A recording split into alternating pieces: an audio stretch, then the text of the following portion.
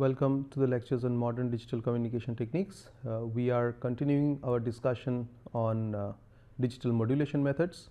In the previous lecture, we have given an introduction to digital modulations, where we have identified the fundamental essence of digital modulation, and we have used the terminology symbol mapping, which we have described in qualitative terms what is meant by symbol mapping.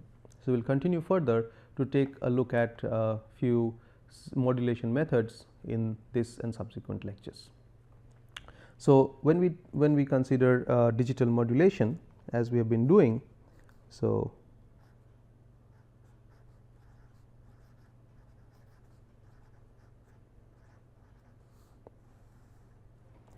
it can be classified in various ways. So, one of the ways would be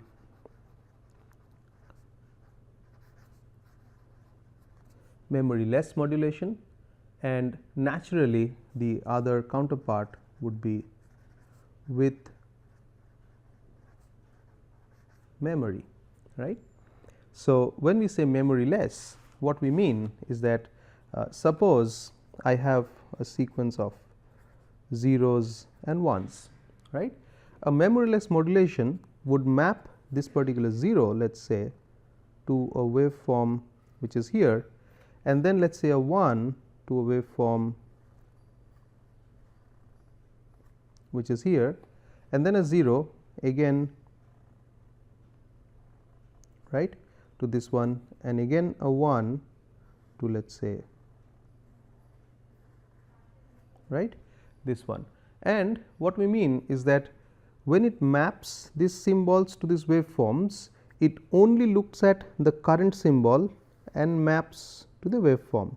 It looks at the current waveform, maps to it, looks at the current symbol, maps to this current symbol, maps to that. It does not look at anything more. It does not look at what was the past modulation and what could be potentially the future symbol that would be sending into. Whereas, with memory modulations would clearly look at the previous and the future bits that are going to come, or the symbols that are going to come. So, it is basically looking at the previous output, that what was the previous output. So, there is some kind of memory involved in the past. Memory means it is the past, right. So, when we say with memory, it uses some information of the past in taking action on the present. So, that is a basic way of classification, and you could also classify further as linear modulations and naturally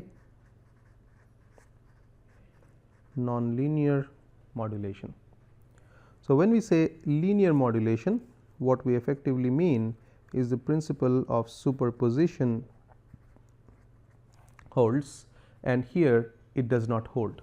That is as simple as that. So, what it effectively means is that if I have two inputs, then the output could be expressed as a superposition of the outputs of two different inputs. So, in that case it will be linear modulations. We will be mostly dealing with linear modulations. A brief note on with memory. If you look at transmissions which use memory, so one particular example could be the trellis coded modulation, where there is a particular way of traveling a particular graph, and there involves some kind of memory. And these kind of modulation techniques are generally very robust techniques, and they are used for to encounter certain kind of errors which the symbols might have in the channel. So, they usually have an inbuilt error protection mechanism into these into their transmission procedure. However, most of the common modulation techniques that you would encounter, let us say in everyday life in commercial systems mostly, you would find that the modulations used mostly these days are memoryless modulations, and these error correction codes are usually handled through special techniques known as forward error correction codes. So, there is a whole lot of theory on forward error correction codes, and one would use encrypted or encoded bits. These bits are then passed on to a particular to the modulator, which is memoryless, and the modulator's job would be to send the signal across the channel, and the error correction code's job would be to protect the bits from getting into errors, right. So, generally we would talk about memoryless, and generally we will also talk about linear modulations, but we would also spend some time on nonlinear modulation at an appropriate point of time, right. So, with that brief classification between memoryless and with memory modulations, or let us say linear as well as nonlinear modulations, it's important, or it's time now that we get into one of the earliest one of the first modulation techniques. And one of the first modulation techniques in the class of memoryless modulations, which we will begin with.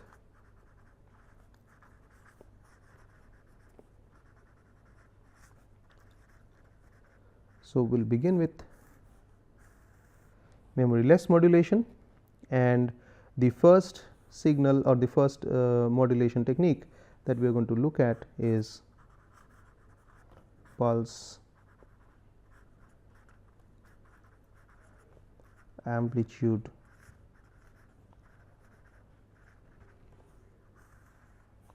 modulation, right. So, when we talk about pulse amplitude modulation, in short, you will usually encounter this name PAM, right, pulse amplitude modulation. So, what it does, it basically maps these inputs to waveforms which differ from each other in terms of amplitude, right. This is what we mean by pulse amplitude modulation. So, a pulse amplitude modulated signal Sm of t, we could write it as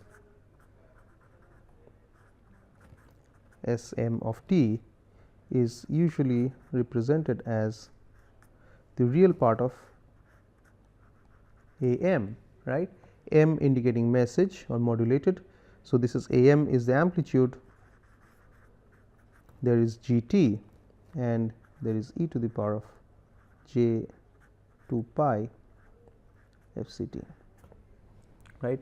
So, at this point you may recall amplitude modulation, which you have studied before. Amplitude modulation, you would have 1 plus k amplitude modulation coefficient times mt times cos 2 pi fct, plus of course there is some theta associated with that. And if you look at this, it will be real part of Am. So, if Am takes real values, it will be Am, and Gt would be again taking real values, which is indicating the pulse. So, basically what we have is G of t is a real valued signal,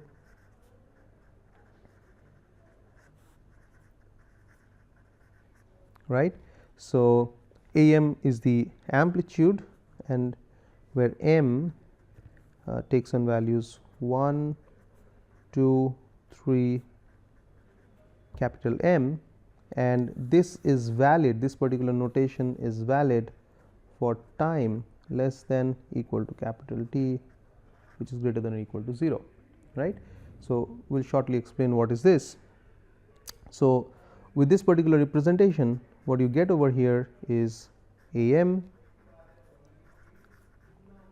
Gt cos 2 pi fct.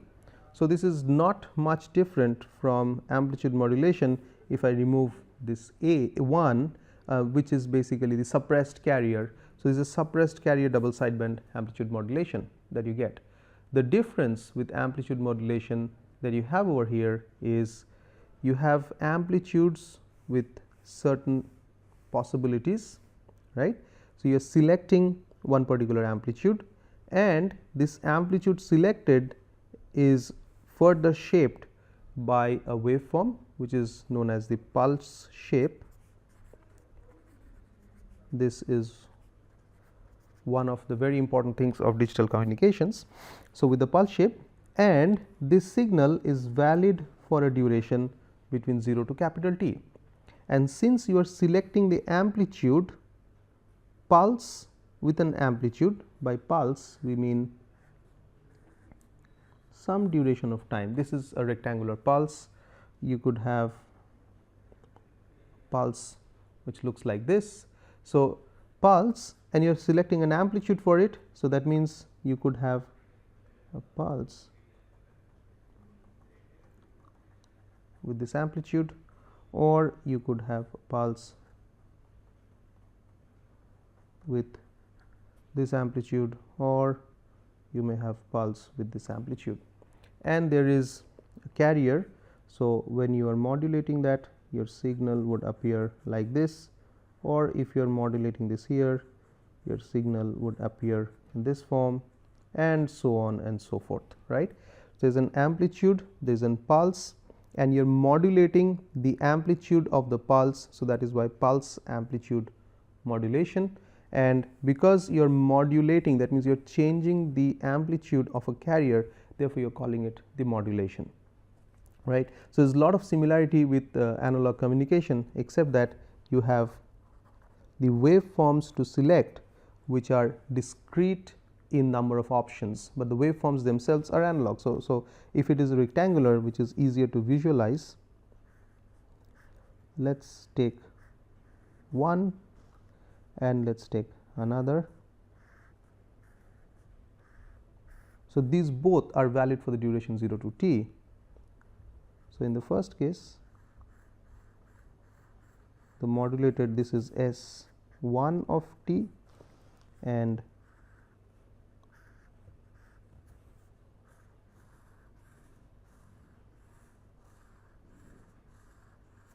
this is S2 of t that we get. So, you have two choices, S1 and S2. So, if you get a 0, you might choose S1. If you get a 1, you get S2. So, these zeros and ones are the sequence of zeros and ones that keep coming, and this choice would be valid for this duration t, right. Now, some interesting things come in. So, instead of just having two options, if I would have, let us say, more options. So, as we just discussed earlier, if there are k bits, so that means we are grouping k bits. So, in this particular picture it represents 3 bits. So, we should have 2 to the power of 3 waveforms, because whenever you select 3, you are going to get 0 0 0, 0 0 1 dot dot and so on up to 1 1 1, which are basically 8 waveforms, right. Sorry, 8 possible combinations. Each combination should map to a waveform. This means I should have 8 different amplitudes. This is not dependent on m as per this representation, only the amplitude is dependent on m. So, now these things come at an interval. Let us say we define T b as the duration of the bit, right, duration of the bit as T b. So, if this has a duration of T b, then you have to wait for k bits, you have to wait for k bits, that means in this case 3 bits, before you get your group of 3, before you can form this particular symbol. So, once you have waited for this 3 bits in this example, or k bits, and you have formed this k bit word or this k bit symbol, now you can select a particular waveform.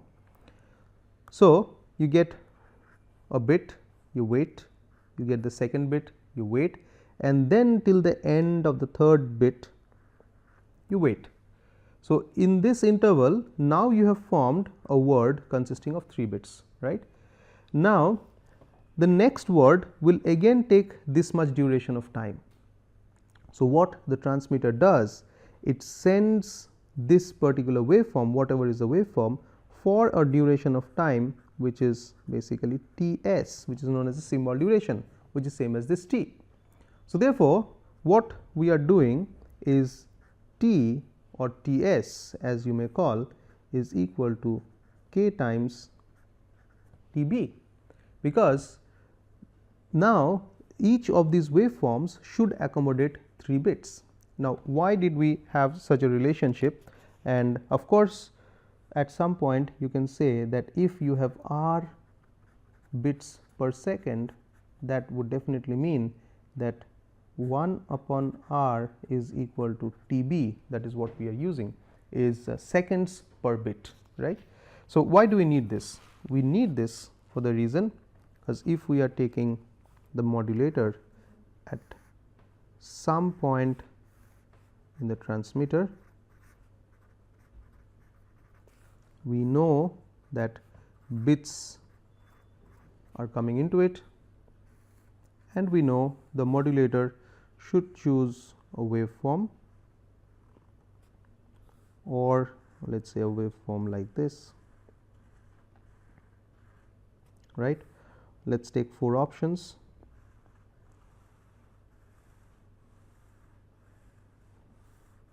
Or let us say even a bigger one.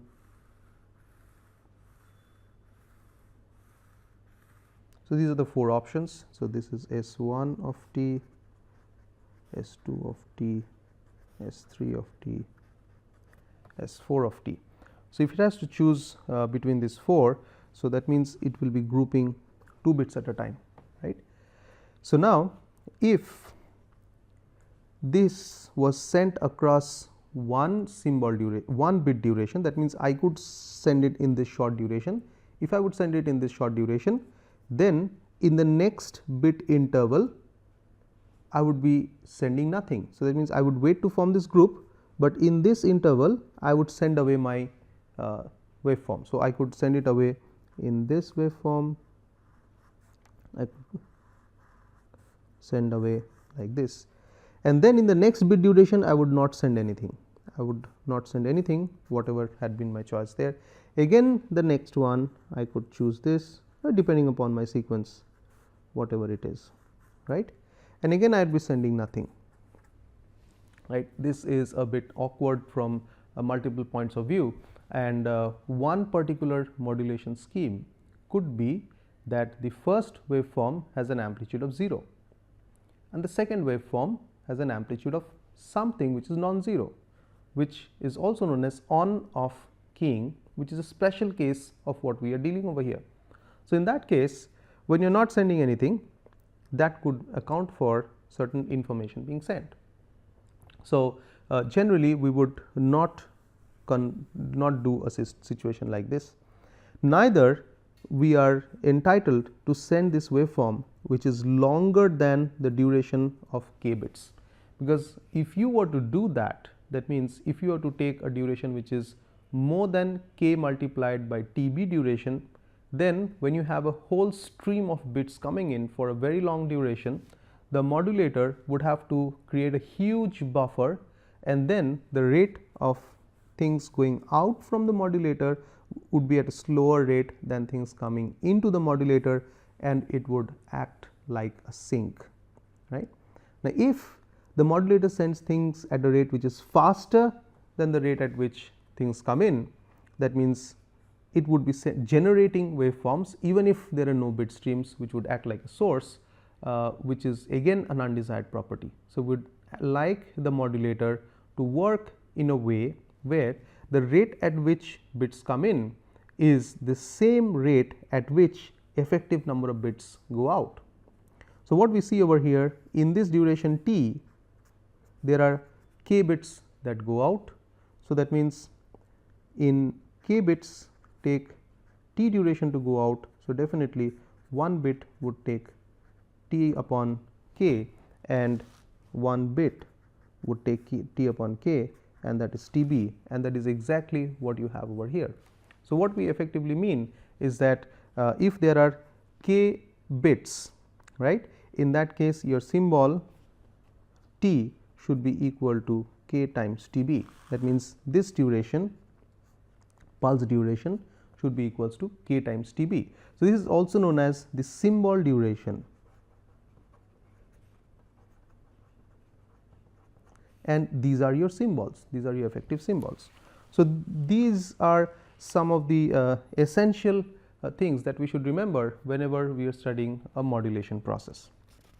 Now, we can move further with our discussion on amplitude modulation, and we can say that these AM amplitude values that you are taking is valid for m is equal to 1, 2 up to let us say capital M. This is for notation, and you could design AM as 2m minus 1 minus m times d, wherein 2d is the distance between adjacent amplitude levels, right. So, what we mean by this is one particular way of mapping to amplitudes, right. This is not an hard and fast rule that you must follow, but this is one standard policy or methodology by which you could select amplitudes. So, for example, I have m is equal to 2. So, your small m can take a value of 1 and 2, and AM would be 2 minus 1, that is 1 minus 2, right, that is minus 1. So, that is minus d, and when m equals to 2, it is 4 minus 1, that is 3 minus 2, it is 1, it is d. So, what we are saying, in one case you have S1 of t, which is equal to minus d times gt cos 2 pi f c t, and S2 of t equals to d times gt cos 2 pi f c t, right. And of course, all of these are valid for the duration of time which is indicated by this, and where of course t is equal to k times Tb, right. So, effectively what we see over here, we still have this unknown parameter d, right. So, if we would look at this diagram or this particular amplitude levels, we could draw a picture indicating this amplitude levels. If this is 0 and this is plus d, this is minus d, we could say this is S1, this is S2, right. So, that means the amplitude, or this is A1 and this is A2, this is the amplitude of the first symbol, this is the amplitude of the second symbol, and these are carried through, right. And what is d? So, by choosing a value of d, you could make these amplitudes smaller or larger. That means, for a certain value of d, my waveform could be this, and the second waveform could be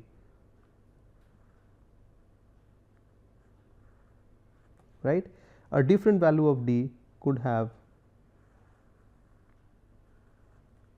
my first waveform as this, and my second waveform could be same as this, does not matter, or could be even smaller.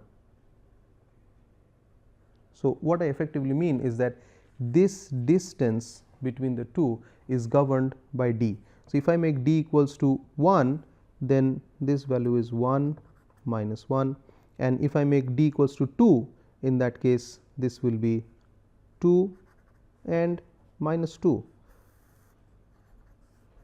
So, when it is 2 and minus 2, what we see that the distance between this is much more than the distance between these, and what will be clear, this situation will require more energy, but it will be more resilient to noise than this. So, effectively what we have is, by suitable choice of d, you could effectively have different waveforms, right. And in this particular case, what we have is these are simply distinct by virtue of the phase, which is d and minus d. So, here what you could say is that you are basically having a waveform like this, and you are basically having a waveform of this, right. And of course, you have a bigger d equals to 1 in this case, d equals to 2 in this case, you could say.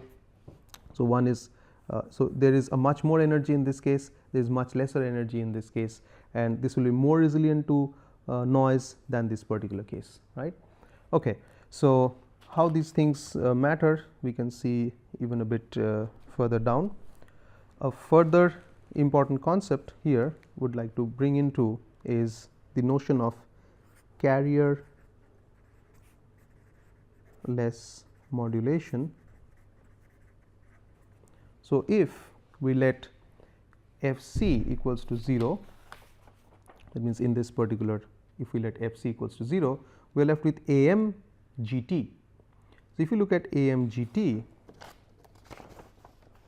in this case we would be able to, we can use almost this particular thing. The picture that we have here is, we would say that suppose I have a 0 and a 1 sequence. A 0 would mean I have an amplitude of plus d for the duration of t, and a 1, let us say, would mean I have an amplitude of minus d for a duration of t, right.